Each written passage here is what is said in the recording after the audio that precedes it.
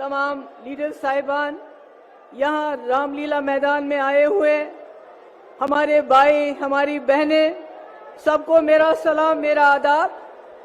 आज देश बहुत मुश्किल हालात से गुजर रहा है। ऐसा हाल है, न कोई वकील, न कोई दलील, न कोई कार्रवाई और सीधे जेल। और शायद कलयुग का अमृत काल इसी को कहते हैं कि आप बिना पूछे, बिना कोई कार्रवाई किए हुए लोगों में जेल में डालते हो। ये मैं उमर खालिद की बात नहीं कर रही हूँ जो पिछले 2 साल से जेल में है। मैं सिद्दीक कपन की बात नहीं कर रही हूँ, मैं मोहम्मद जुबैर की बात नहीं कर रही हूँ, मैं आपके चुने हुए नुमाइंदों की बात कर रही हूँ जिनको आप लोग वोट डाल के एमएलए बनाते हैं, लोकसभा मेंबर बनाते हैं, चीफ मिनिस्टर बनाते हैं, मिनिस्टर बनाते हैं। कैसे उनपे करप्शन के चार्जेस लगा के बिना कोई वकालत के, बिना कोई कार्रवाई के जेल में डाला जाता है। हमारे लिए ये कोई अचंभे की बात नहीं है। हमने जम्मू कश्मीर में पिछले 5 साल से यही देखा है। हमारे हजारों की तादाद में नौजवान, मैं, फारूक साहब, उमर अब्दुल्ला साहब, पूर्व मुख्यमंत्री, तीनों को बंद कर दिया गया और देश को बताया गया कि हम देश हित में कर रहे हैं। जब आप संविधान का उल्लंघन करते हैं, जब आप कानून का उल्लंघन करते हैं, वो देशभक्ति नहीं, देशद्रोही होता है। जो संविधान का उल्लंघन करेगा वो देशद्रोही है। आज जम्मू कश्मीर एक लेबोरेटरी बना है, वहां टेस्टिंग होती है, फिर आपके साथ वही होता है। केजरीवाल जी का क्या कसूर, हेमंत सोरेन जी का क्या कसूर? अगर वो बीजेपी में चले जाएंगे केजरीवाल, तो ये सारे मीडिया के लोग जो पिछले कई दिनों से करप्शन करप्शन करप्शन केजरीवाल कहते हैं, तो ये कहना शुरू करेंगे कि केजरीवाल जैसा कट्टर ईमानदार कोई नहीं है। सिर्फ बात यह है कि केजरीवाल यहां से उठ के बीजेपी में चले जाएं। केजरीवाल का क्या कसूर? उन्होंने गरीबों के बच्चों के लिए स्कूल अच्छे बनाए जहां से डॉक्टर, इंजीनियर, लॉयर, टीचर निकलेंगे। उन्होंने लोगों को मुफ्त बिजली दी, मुफ्त पानी दिया, अस्पताल बनाए, बसेस की मुफ्त।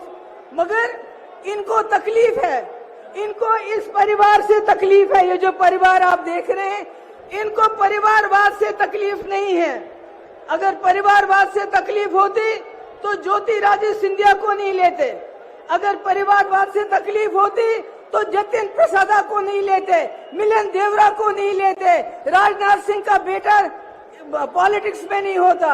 इनको तकलीफ है एक, अगर आज भी आदित्य ठाकरे जी बीजेपी में चले जाते हैं तो फिर परिवारवाद नहीं है। इनको एक परिवार से सबसे ज्यादा तकलीफ है, और वो परिवार जिसने इस देश के लिए जेल में गए, कुर्बानियां दी, इस देश को बनाया। गांधी नेहरू उस परिवार की बात करते हैं। अरे मैं कहती हूँ ऐसे और परिवार पैदा हुए होने चाहिए थे। आज देश जो हमारा चांद्रयान पे पहुंचा, चांद पे पहुंचा, शायद कहीं और पहुंच गया होता। इनका क्या काम है? इनका काम है, इन्होंने कहा, हम सवाल पूछते हैं, आपने कहा 2 करोड़ नौकरियां देंगे, नौकरियां नहीं दी, बल्कि यहाँ के नौजवानों के हाथों में लाठी दी, जबान पे नारा दिया, कभी देश का कभी धर्म का, बोला जाओ मारो, लिंच करो, शक्ल देखो, क्या खाता है, क्या पहनता है, दाढ़ी कितनी लंबी है। इन्होंने नौजवानों का अपराधीकरण किया, उनको दंगाई बनाया, कहा तुम दंगे करो, तुमको जेल नहीं भेजेंगे, मगर हमसे नौकरी का हिसाब मत मांगो, हमसे 2 करोड़ नौकरियों का हिसाब मत मांगो। इन्होंने भ्रष्टाचार का इल्जाम हम पे लगाया। अरे चंदा चोरी में जितना भ्रष्टाचार इन लोगों ने किया, पिछले 75 साल में हमारे मुल्क में इतना भ्रष्टाचार कभी नहीं हुआ है। ईडी के जरिए वसूली की, इन्होंने इनकम टैक्स के लिए जरिए वसूली की। ये सबसे भ्रष्ट सरकार है। आज हम यहाँ पर इसलिए जमा नहीं है कि हमने केजरीवाल जी को, अपोजिशन को बचाना है, नहीं।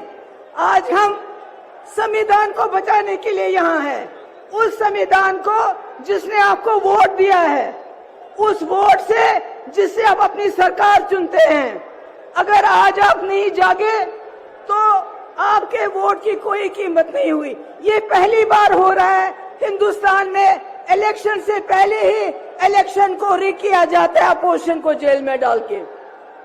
मेरी आखिर में आप सबसे गुजारिश है, हमारे इंडिया अलायंस के पास टीवी नहीं है, अखबार नहीं है, फेसबुक नहीं है, यूट्यूब नहीं है, इनके पास सब कुछ है, गोदी मोदी सारा मीडिया।